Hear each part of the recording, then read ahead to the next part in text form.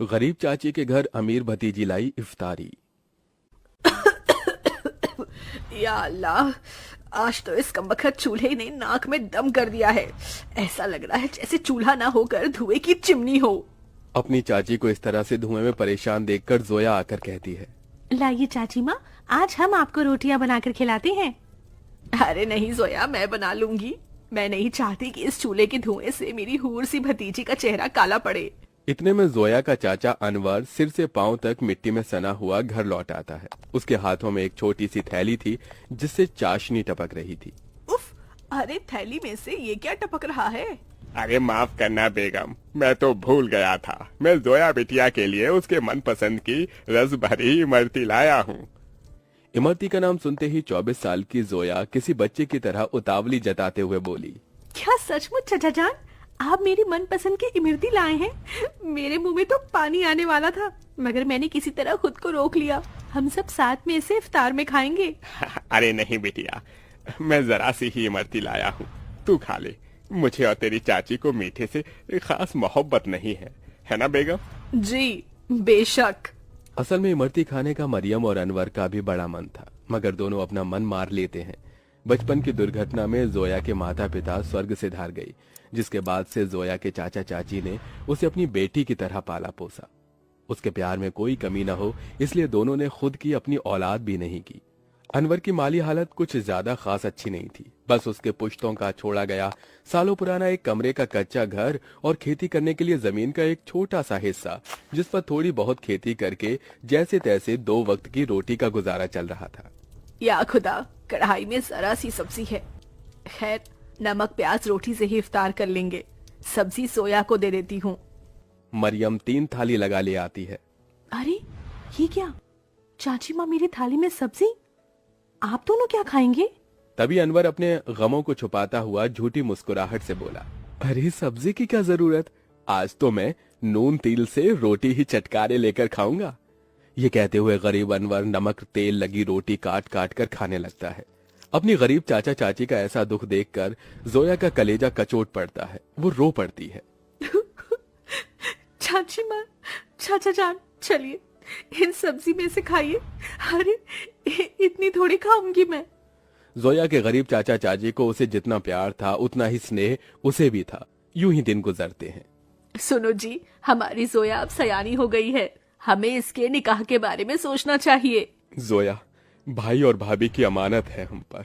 मरियम, मैं तो दिन रात अल्लाह से एक ही दुआ मांगता हूँ कि मेरी भतीजी को अच्छा घर मिले।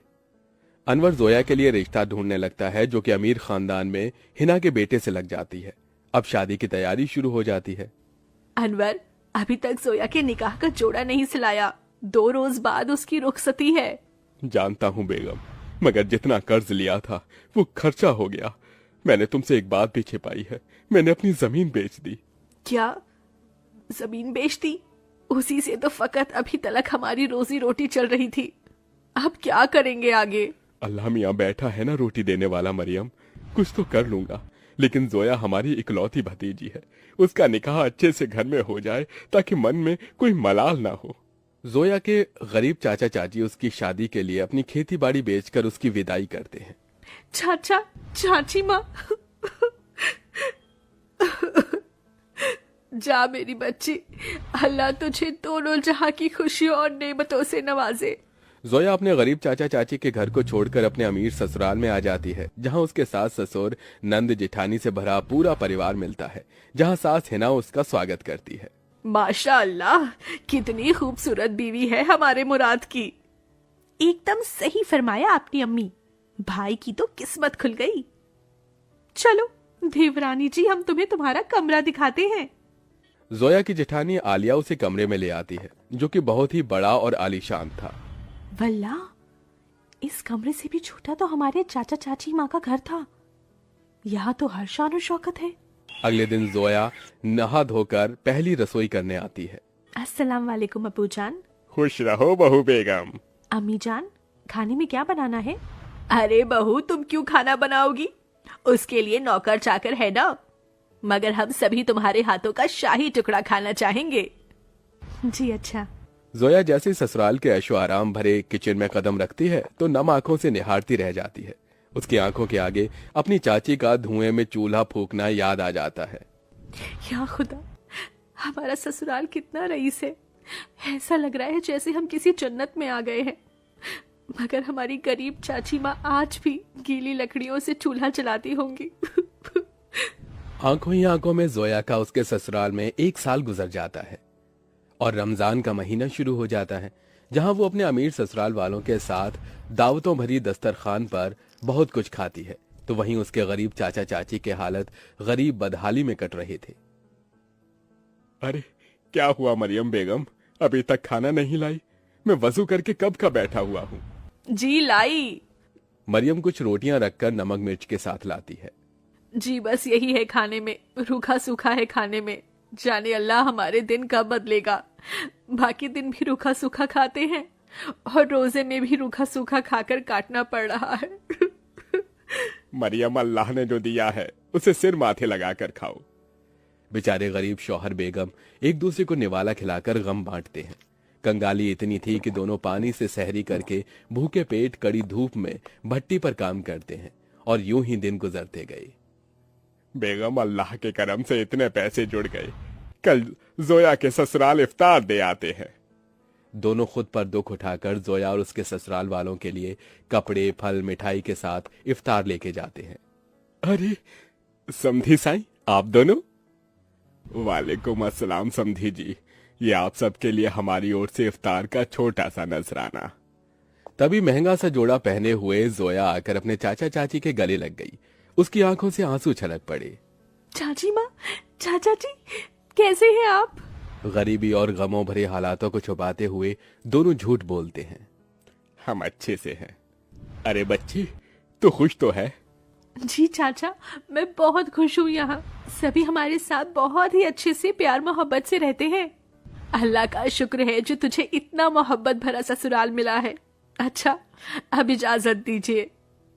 अरे भाईजान, अभी तो आए हैं, अभी ही जा रहे हैं। थोड़ी देर में इफ्तार का समय हो जाएगा। इफ्तार की दावत खाकर जाइएगा। नहीं आपा, हमारे यहाँ बेटी के ससुराल का पानी भी नहीं पीते। हम चलते हैं, अल्लाह हाफिज। उनके जाने के बाद जोया की नंद ने कहा, अम्मी, आपने गौर फरमाया भाभी जान के चाचा चाची काफी कमजोर से लग रहे थे और कुछ परेशान भी थे। नाजिमा, लाजमी है कि वो कुछ परेशानी में है। बहू, तेरे चाचा चाची बहुत ही खुददार हैं। ऐसे तो वो हमारी मदद लेंगे नहीं। एक काम कर, तू भी उनके लिए इफ्तारी लेके जा, इन्हें अच्छा लगेगा। जोया के ससुराल वाले बहुत ही खुशियों के साथ उसके गरीब चाचा चाची के लिए इफ्तार की तैयारी में टोकरे भर फल, मिठाइयाँ, बहुत सी चीजें करते हैं। 2 दिन बाद जोया अपने गरीब चाचा चाची के घर पहुंचती है।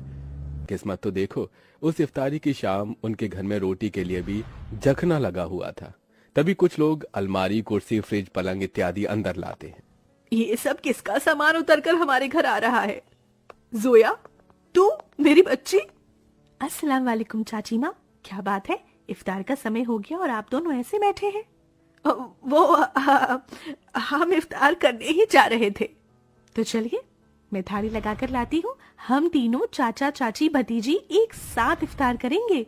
जोया जैसे ही चूल्हे के पास जाकर देखती है तो सारे बर्तन खाली पड़े होते हैं। ये देखकर उसकी आंखों से आंसू गिरने लगते हैं। चाचा चाची, इस घर से मेरी रुखसती क्या हुई? आप दोनों ने मुझे इतना पराया कर दिया कि ये तक भी ना बताया कि आप दोनों किन हालातों से गुजर रहे हैं।